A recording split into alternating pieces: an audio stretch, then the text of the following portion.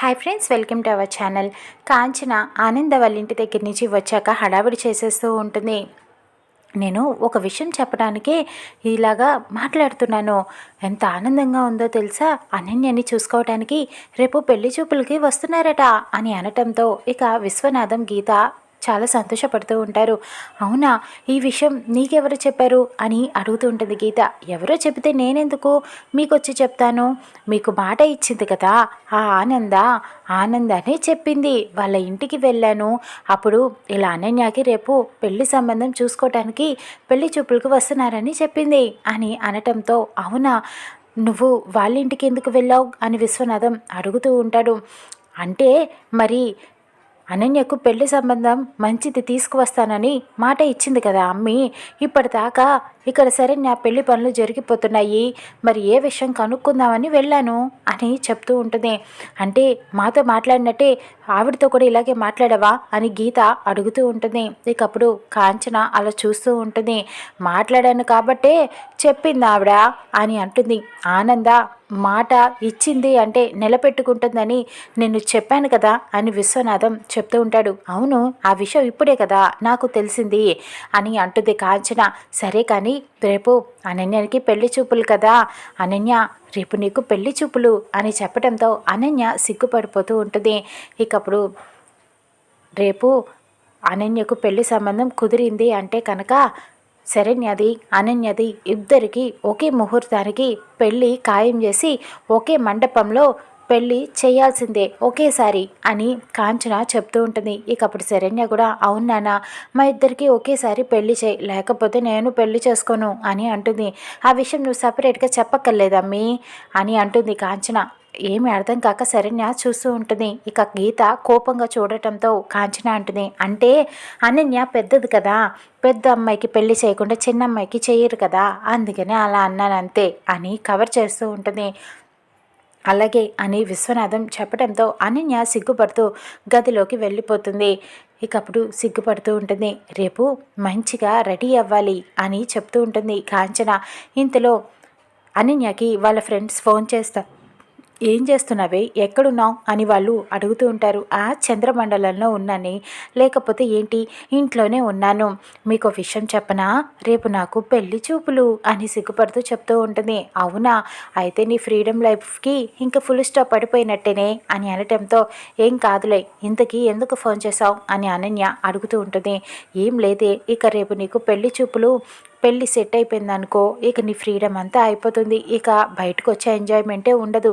కానీ ఇవాళ మనం పార్టీ చేసుకుందామా అని అడుగుతూ ఉంటారు వాళ్ళు. అవునా, సరే అయితే ఏదో ఒకటి చెప్పి వస్తాలే అని అనన్య ఫోన్ పెట్టేస్తుంది. ఇక తర్వాత అమ్మ అమ్మ అంటూ గీతని పిలుస్తూ ఉంటుంది అనన్య.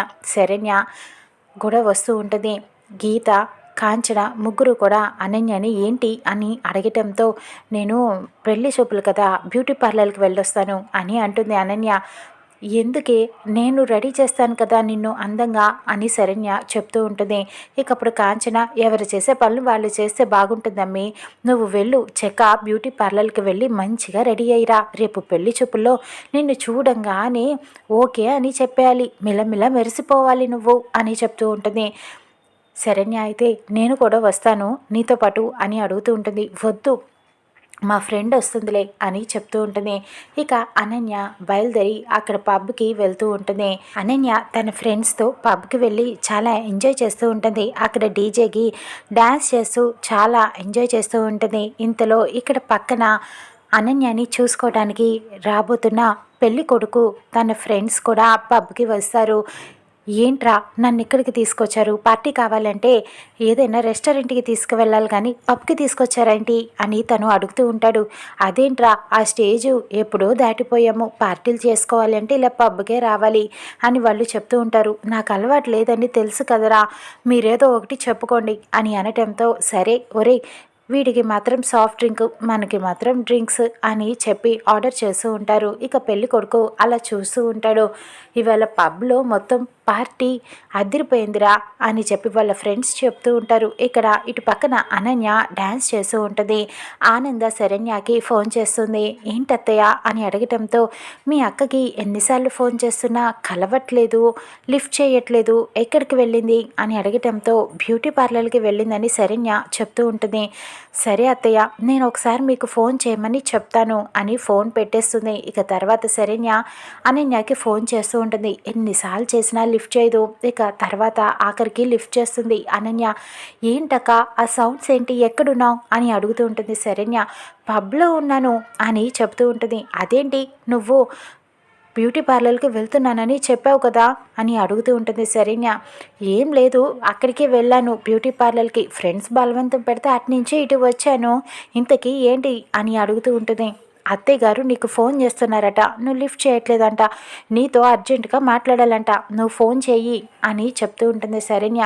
ఇప్పుడు పబ్లో ఉన్నాను, నేను ఫోన్ చేస్తే చండాలంగా ఉంటుంది, విషయం ఏంటో నువ్వే కనుక్కో అని ఫోన్ పెట్టేస్తుంది. ఇక శరణ్య ఆలోచించి ఆనందాకి ఫోన్ చేస్తుంది.